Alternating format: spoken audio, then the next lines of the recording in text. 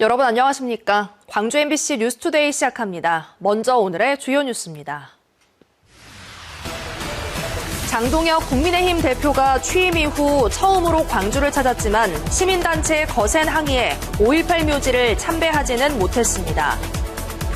보성 마리나 사업과 관련해 보조금 횡령 의혹이 불거졌지만 보성군이 해당 법인과 위스탁 계약을 유지하고 있어 논란이 일고 있습니다. 병뚜껑이나 헌옷을 재활용해 새 제품을 만들어 팔거나 기부하는 경우가 늘고 있습니다. 귀여를 희망하는 이들을 위한 고흥군 귀여학교가 3년째 예산을 확보하지 못해 사업 추진이 불투명한 상황입니다.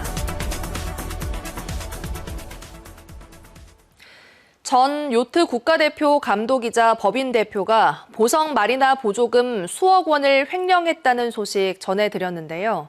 이런 논란에도 보성군은 해당 법인과 위수탁 계약을 여전히 유지하고 있는 것으로 확인됐습니다. 횡령 사실을 몰랐다는 게 이유였습니다. 김영창 기자가 취재했습니다. 보성 등량만 바다 낚시 공원입니다. 보성군은 전 요트 국가대표팀 감독이 대표로 있는 법인과 바다낚시 공원 시설관리 위수탁 계약을 맺었습니다. 계약 기간은 2022년부터 2027년까지. 그런데 이 법인은 낚시공원 시설관리 보조금 6,500만 원을 횡령한 것이 지난해 10월 경찰 수사에서 드러났습니다. 하지만 보성군은 해당 법인과 위수탁 계약을 여전히 유지하고 있는 것으로 확인됐습니다. 특히 경찰이 수사 중인 지난해 9월에도 보조금 2,500만 원을 지급한 것으로 알려졌습니다. 수사에 대해 경찰로부터 통보를 받지 못해 횡령 사실을 몰랐다는 게 이유였습니다. 횡령 처분하고 싶은데 처분 사유에 대한 명확한 데이터가 있어야만 처분할 건데. 보조금에 대한 보성군의 호술한 관리 감독도 문제입니다. 매년 수천만 원을 지원하면서 단 한 차례도 감사를 하지 않은 겁니다. 집행하고 나면 정산서 받고 이렇게 목적사 썼다라고만 추측하지 문제가 되지 않으면 그 소상이 어떻게 합니까? 보성군은 취재가 시작돼서야 법적인 조치를 취하는 등 자체 감사에 나서겠다고 밝혔습니다. 지방보조금 법령에는 부정한 방법으로 지방보조금을 지급받은 경우 환수 조치해야 합니다. MBC 뉴스 김영창입니다. 오늘은 절기 입동입니다. 절기상으로는 겨울의 시작이지만 오늘 대체로 맑고 매우 포근한 가을 날씨가 이어지겠습니다. 하지만 전남 내륙을 중심으로는 큰 일교차 때문에 역시나 짙은 안개가 끼어 있습니다. 구례와 보성의 가시거리가 200m도 되지 않습니다. 강이나 호수에 인접한 지역에서는 정말 자욱한 안개가 끼어 있어서 교통안전에 각별히 주의하셔야겠습니다. 안개는 오전 중에 거치겠고요. 위성 영상상으로 볼 수 있듯이 오늘도 깨끗한 하늘이 드러나겠습니다.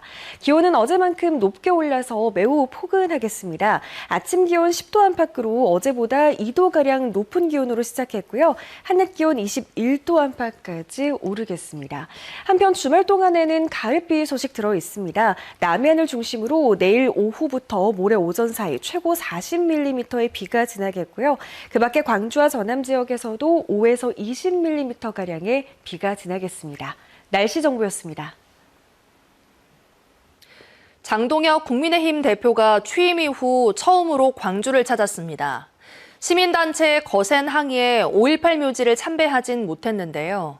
장 대표의 이번 방문을 두고 광주 시민사회단체는 정치쇼라며 강하게 반발했습니다. 천홍희 기자가 보도합니다. 장동혁 국민의힘 대표가 국립 5.18 민주묘지에 도착하자 피켓을 든 시민들이 몰려듭니다. 물러가라는 구호가 터져나왔고 시민들이 길을 막아서면서 한동안 대치가 이어졌습니다. 국민의힘 지지층과 몸싸움도 벌어졌고 일부 시민들은 장 대표의 화환을 부수며 항의했습니다. 시민단체의 거센 반발에도 장 대표는 입장을 강행했지만 결국 참배를 하지 못했고 근처에서 묵념하는 것으로 대체했습니다.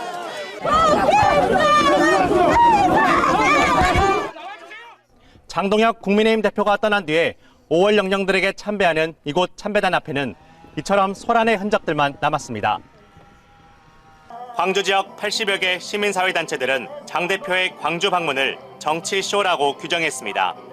윤석열 탄핵 기각을 주장하고 윤석열 면회 사실을 공개하며 하나로 뭉쳐 싸우자고 했던 인사가 국민 통합을 외치며 5.18 묘지를 찾는 것은 위선적인 행보라는 겁니다. 비상계엄으로 내란을 일으켰던 윤석열, 그리고 그 충직한 오른팔인 국힘당에 그 어떤 사과나 반성도 없이 광주를 방문하여 민심을 울리는 것조차가 치가 떨린다. 이에 대해 장 대표는 기자들과 만난 자리에서 헌법재판소의 탄핵 심판이 법적으로 정당한 절차를 거치지 않았기 때문에 탄핵은 기각돼야 한다고 주장했다며 기존 입장을 유지했습니다. 그러면서 5.18은 모두의 역사라며 이 문제와 5.18을 연결시켜 참배를 막는 것을 이해하지 못하겠다고 덧붙였습니다.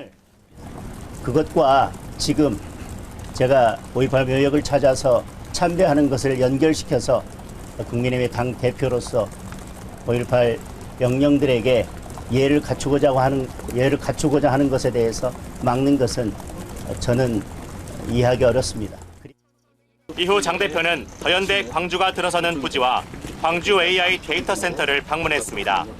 장 대표는 매달 호남을 찾겠다고 밝혔지만 윤석열을 옹호하는 것처럼 보이는 입장을 정리하지 않는 한 시민들의 반발은 계속될 것으로 보입니다. MBC 뉴스 천홍희입니다. 음료를 마시고 난 뒤에 버려지는 병뚜껑이나 유행이 지나버린 옷 등 우리 주변에는 잠깐 쓰고 버려지는 물건들이 많습니다. 이를 재활용해 새 제품을 만들어 팔거나 기부하는 경우도 있는데요. 이런 활동들은 실제 환경오염을 줄이면서도 환경보호에 동참하자는 메시지를 주고 있습니다. 보도에 김초롱 기자입니다. 광주에 있는 플라스틱 재활용 업체입니다. 빨강, 노랑, 초록, 색색깔 병뚜껑이 넓적한 바구니에 나뉘어 담겼습니다. 개인이나 단체 등이 보낸 병뚜껑인데 이곳에 한 달에만 100kg가량 모입니다.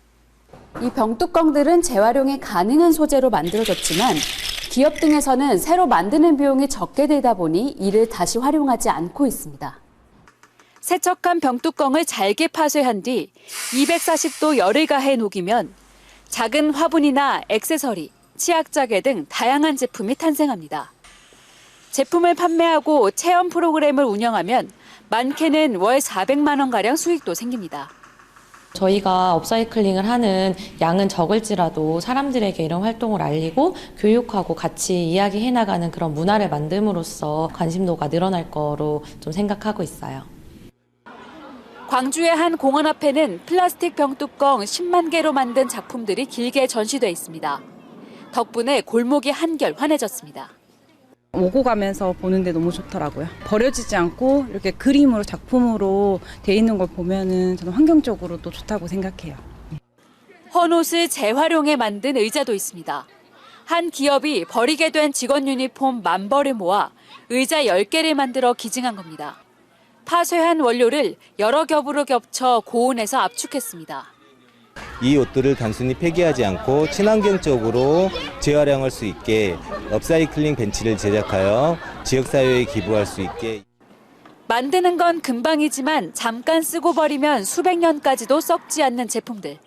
이를 재활용해 수익을 내거나 새 제품을 만드는 작은 일들이 모여 시민 의식을 제고하고 환경 보호에 기여하고 있습니다. MBC 뉴스 김초롱입니다.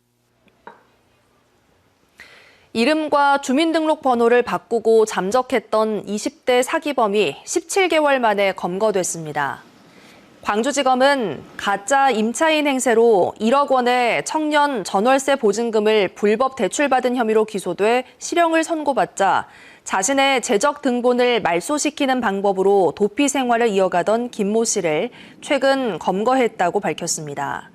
복잡한 가정사로 이중 주민등록자였던 김 씨는 수사 과정에서 이를 알고도 숨겼던 것으로 드러났습니다.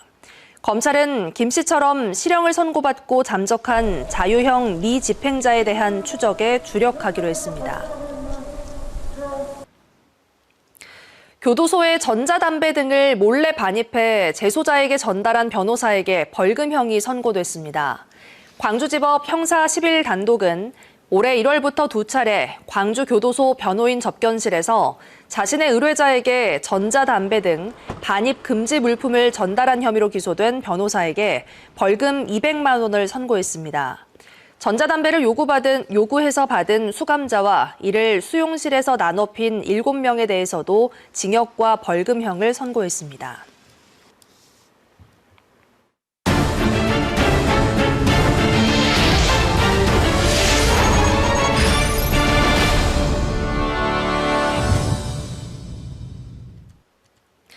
최근 잇따라 발표된 여론조사에서 정기명 여수시장에 대한 지지율이 10%대에 그치는 것으로 나타나 지역 정치권이 술렁이고 있습니다.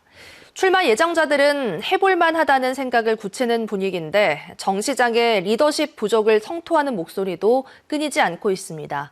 보도에 문형철 기자입니다. 최근 지역 방송사 두 곳이 실시한 여수시장 선거 여론조사. 조사 기간이나 조사 방법 등은 달랐지만 단연 정치권의 이목을 끈 건 정기명 현 시장에 대한 후보 선호도였습니다. 지난 4일 발표된 여론조사에서는 14%, 이튿날 나온 여론조사에서는 12.4%에 그쳤기 때문입니다. 부동층 비율이 많게는 40%에 달했다고 해도 현직 프리미엄을 안고 있는 시장에 대한 선호도나 지지율이 10%를 기록한 건 매우 이례적이라는 게 지역 정치권의 지배적인 시각입니다. 여론조사 결과가 지지율이 좀 다를 수 있다고 생각을 하지만 대형 지방선거에서 재선을 도전하는 것에 대해서도 부담감이 좀 크겠다.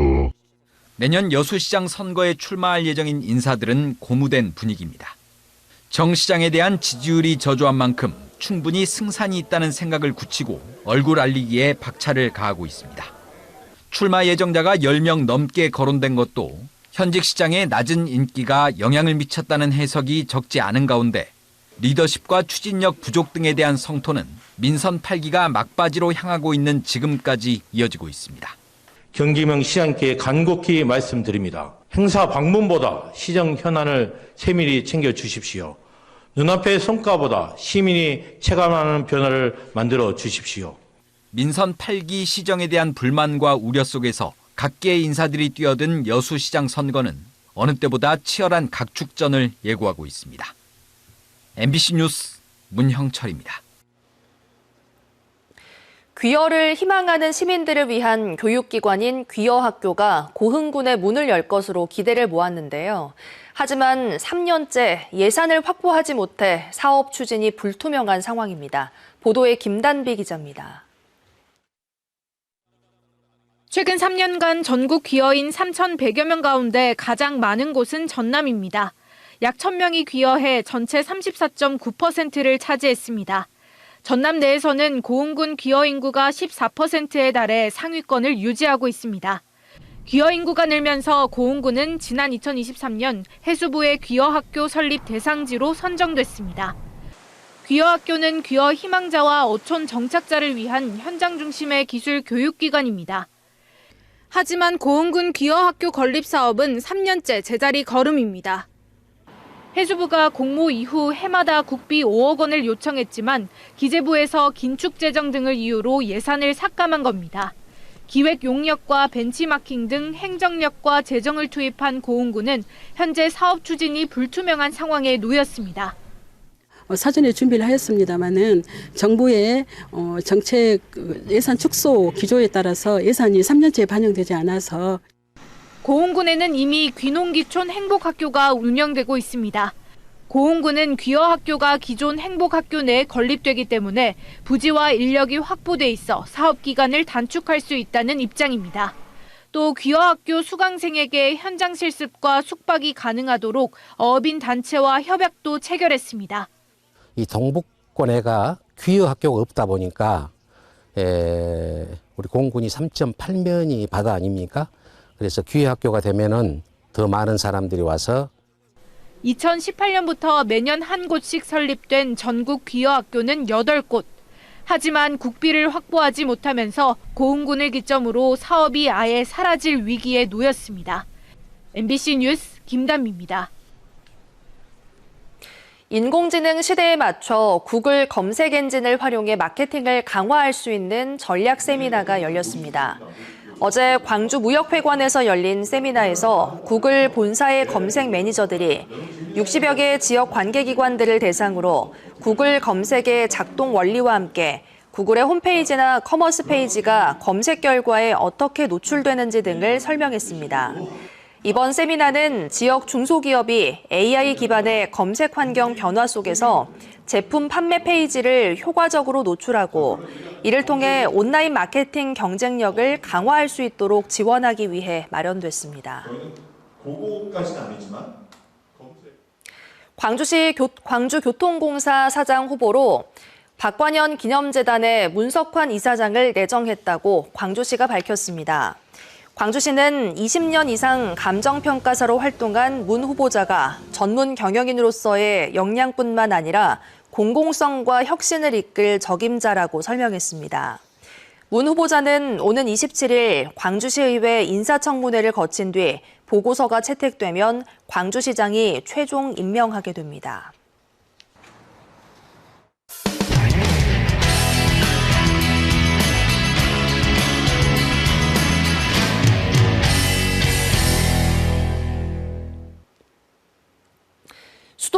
호남에서 생산한 전기를 수도권으로 보내려고 금산을 거치게 된 송전선로 사업. 그 길목에선 금산군 주민들이 동의 없는 사업 추진이라며 한전을 상대로 다시 한번 법정에 서게 됐습니다.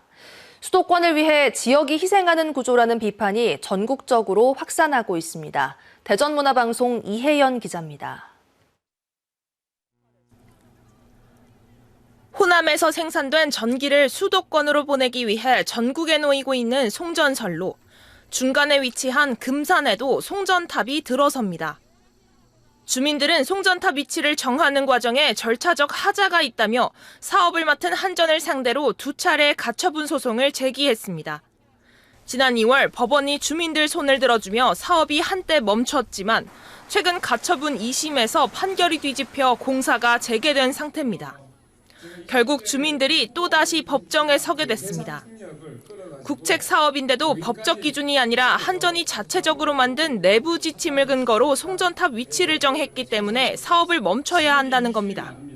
내부 지침에 따라서 주민들의 의견 수렴 과정을 요식화하고 형식화했기 때문에 의견들이 수렴되는 것이 아니라 사실상 한전에 오히려 정당화시켜주는.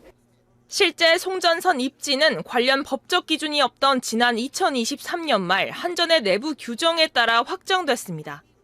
주민과 전문가도 참여해 입지를 의결하라는 규칙을 담은 새 법이 지난해 시행됐지만 법 시행을 불과 며칠 앞두고 한전이 서둘러 결정을 내렸기 때문입니다. 주민주도형이라던 입지선정위원회도 30명 중 절반이 넘는 19명이 지방의원들이었고 실제 주민은 9명에 불과했습니다. 송전선로가 지나갈 때마다 주민들이 갈등이 일어난다면은 이 국가 사업이 과연 주민들한테 어떤 이득을 주고 있고 어떤 혜택을 주고 있는지. 한전은 법원의 판단에 따르겠다며 사업을 중단하지는 않겠다는 입장입니다. 이런 갈등은 비단 금산만의 일이 아닙니다. 전력을 공급하는 전북을 비롯해 충남과 강원 등 곳곳에서 지역이 전력 식민지로 전락했다는 반발이 잇따르고 있습니다. MBC 뉴스 이혜현입니다. 이번 에이펙을 통해 경주는 국제 외교 무대의 중심 도시로 떠올랐습니다. 천년 고도 경주라는 이름을 세계에 알리는 값진 성과도 함께 남겼는데요. 경상북도와 경주시는 이번 기회를 통해 경주가 글로벌 관광 도시로 도약할 수 있도록 포스트 에이펙에 힘을 쏟을 계획입니다. 포항문화방송 박성아 기자입니다. 국립경주박물관이 관광객들로 북적입니다. 한미 정상회담이 열린 천년미소관부터 트럼프 대통령에게 선물한 신라 금관 전시까지 에이펙이 남긴 자취를 보기 위한 발걸음이 이어지는 겁니다. 그분들이 하나하나 눈여겨봤던 거 우리가 지금 또 이제 그 순간을 맞이하러 들어갈 건데 아마 더 벅찰 것 같아요. 이번 경주 에이펙은 성공적으로 마무리됐다는 평가를 받고 있습니다. 준비 과정이 처음부터 순탄했던 건 아닙니다. 노후화된 시설과 부족한 인프라, 국정 공백으로 인한 짧은 준비 기간 탓에 여러 우려가 나오기도 했습니다. 하지만 시민들의 적극적인 참여와 관계자들의 각별한 노력으로 경주의 아름다움을 전 세계에 알리는 데 성공했습니다. 다양한 미디어 아트와 행사로 K컬처와 역사를 알렸고 천년 한우, 황남빵 등 K푸드와 다양한 K뷰티 제품들에 전 세계인들이 매료됐습니다. 전 세계 매스컴을 통해서 우리 경주가 알려졌습니다. 그래서 브랜드 가치가 엄청 높아졌기 때문에 행사 이후에 어마어마한 관광객들이 우리 경주에. 세일즈 무대도 성공적이었습니다. 이번 에이펙 CEO 서밋엔 젠슨 황 엔비디아 최고 경영자 등 글로벌 경제인 1,700여 명이 참석했는데 역대 최대 규모입니다. 우리나라는 아마존 웹서비스 등 글로벌 기업으로부터 90억 달러의 투자를 유치했고 경상북도도 3조 8천억 원의 투자를 이끌어냈습니다. 여기에 7조 4천억 원의 경제 효과까지 발생한 것으로 경상북도는 추산하고 있습니다. 경상북도와 경주시는 이제 에이펙 이후를 바라보고 있습니다. 경제, 문화, 평화 3대 분야에서 다보스 포럼 등 10개의 포스트 에이펙 사업을 추진해 에이펙 효과를 이어갈 방침입니다. 내년부터 제1회 대회를 경주에서 개최하는 경주 포럼이 앞으로 에이펙의 큰 효과를 보리라 생각합니다. 성공적으로 마무리된 이번 에이펙을 발판 삼아 천년고도 경주가 글로벌 관광도시로 거듭날 수 있을지 기대가 커지고 있습니다. MBC 뉴스 박성아입니다. 쌀값이 올랐지만 그 이익을 농협이 독점하려 한다며 농민들이 농협 마당에 벼 수십 톤을 쌓는 릴레이 투쟁을 시작했습니다. 농협 측이 벼를 사들이는 가격을 쌀값이 폭락했던 지난해와 비슷하게 유지하려는 기미가 보이자 반발이 확산하는 모양새입니다. 전주문화방송 전재웅 기자의 보도입니다. 40kg 벼자루를 둘러맨 농민들이 농협 사무실 안으로 들이닥칩니다. 8만 원이 적힌 자루를 농협 측에 전달하며 농협이 가공 전 벼 가격으로 최소한 8만 원은 줘야 한다고 항의하는 것입니다. 8만 원 이상 보장하라! 보장하라! 보장하라! 보장하라! 농민들은 또 화물차와 지게차를 동원해 농협 건물 앞에 톤백 수십 개를 쌓고 투쟁하기로 했습니다. 쌀값은 80kg 한 가마에 23만 원 선까지 올랐지만 농협이 나락을 매입하는 가격은 쌀값이 폭락했던 지난해와 동일한 6만 원대에 그치고 있다는 겁니다. 8만 2, 3천 원 정도 생산비가 그렇게 나오니까 최소한도 8만 원 이상은 받아야 된다. 주었으면 좋겠다라고 얘기했을 때 조합장님들은 그랬다가 떨어지면 누가 책임을 짓냐. 농협은 벼를 매입해 쌀로 가공하고 유통과 판매를 도맡는 역할인데 일단 벼를 수확하는 당시에는 6만 원을 먼저 지급한 뒤 나중에 쌀값 동향 등을 고려해 추가금을 지급하고 있지만 올해 크게 늘지 않을 것이라는 우려가 나오고 있습니다. 농협에 필요한 마진, 운영 마진도 어느 정도 남기고 비싸게 사서 비싸게 파는 게 그 능력 있는 조합장이지 싸게 사서 싸게 파는 걸 그걸 누가 못해요. 그거는 아무나 다 할 수 있는 거예요. 아마 기자님이 하셔도 하실 거예요. 그거는. 올해 국감 자료를 보면 지난해 전국 123개 미국 종합처리장의 쌀 판매 매출은 1조 원가량. 한 곳당 86억 원의 매출을 올린 셈인데 농협 측이 주장한 인건비와 기계 사용료 등을 빼면 순이익은 평균 8억 원대로 추정됩니다. 지금 현재 세세가 한 7만 원 정도 이렇게 형성이 되고 있는데 결식세 많이 주려고 하고 있어요. 거기 앞치고도 인건비, 그다음에 기계 가가 하려고. 농민들은 쌀값이 오른다 해도 생산자 몫이 늘지 않는 유통구조를 바꿔야 한다고 주장하며 정읍지역 4개 농협에서 연말까지 투쟁을 이어가기로 했습니다. MBC 뉴스 전재웅입니다. 국립아시아문화전당 개관 10주년을 기념해 문화중심 도시 조성 사업의 성과를 점검하는 포럼이 열렸습니다. 노무현과 아시아문화중심 도시를 주제로 열린 포럼에서 참석자들은 노 전 대통령의 지방분권 철학과 비전이 광주의 ACC라는 세계적 수준의 문화 인프라를 갖추게 했다고 평가했습니다. 다만 문화적 도시 환경 조성 사업은 20년 동안 진척률이 30%대에 머물러 있다며 국비 보조율을 현행 50%에서 70%로 높이고 추진 주체의 위상과 책임을 강화해야 한다고 제안했습니다. 일제강점기 청년 항일운동의 중심이었던 흥학관터에 역사적 의미를 기록한 사적기가 새겨졌습니다. 광주시 동구 광산동 아트스페이스 흥학관 입구에 새겨진 사적기는 지난 1921년 흥학관이 건립된 배경과 청년 학생 항일운동과 사회운동의 산실이었던 역사적인 의미를 담고 있습니다. 흥학관이 있던 건물에는 지난해 말 공연장과 전시장을 갖춘 복합문화시설이 조성돼 역사와 예술을 잇는 공간으로 활용되고 있습니다. 오늘은 절기 입동입니다. 절기상으로는 겨울의 시작이지만 오늘 대체로 맑고 포근한 가을 날씨가 예상됩니다. 다만 이른 출근길 무렵에는 매우 짙은 안개가 나타나겠습니다. 현재 보성과 구례의 가시거리가 200m 안팎을 보이고 있습니다. 강이나 호수 근처를 지날 땐 아주 자욱한 안개가 나타날 수 있어서요. 교통안전에 각별한 주의가 필요하겠습니다. 안개는 오전 중에 거치겠고 위성 영상상으로 확인할 수 있듯이 옅은 구름만 지나면서 쾌청한 가을 하늘이 드러나겠습니다. 기온은 높게 올라서 포근하겠습니다. 출근길 기온은 10도 안팎으로 어제보다 2도가량 높은 기온에서 시작했고요. 한낮 기온 21도로 특히 낮 동안 활동하기 좋겠습니다. 주말 동안에는 가을비가 지나겠습니다. 남해안을 중심으로는 내일 오후부터 모레 오전 사이 10에서 40mm의 비가 지나겠고 그 밖에 광주와 전남 지역에서도 5에서 20mm가량의 비가 지나겠습니다. 기온차는 매우 크게 나겠습니다. 담양 7도에서 출발해 한낮 기온 21도 보이겠고요. 해남도 6도 보이고 있는 가운데 한낮 기온은 20도를 웃돌겠습니다. 순천의 현재 기온 4도 안팎으로 쌀쌀한데요. 한낮 기온은 21도로 예상됩니다. 바다의 물결 남해 서부 먼바다에서 최고 2.5m로 높게 일겠습니다. 주말 사이 비가 지나고 나면 날은 더 쌀쌀해지겠습니다. 다음 주부터는 기온이 큰 폭으로 내림세를 보이겠습니다. 날씨 정보였습니다. 이상으로 뉴스 마칩니다. 함께해 주신 여러분 고맙습니다. 언제 어디서나 내 손 안의 뉴스. 광주 MBC 뉴스 유튜브 구독으로 함께하세요.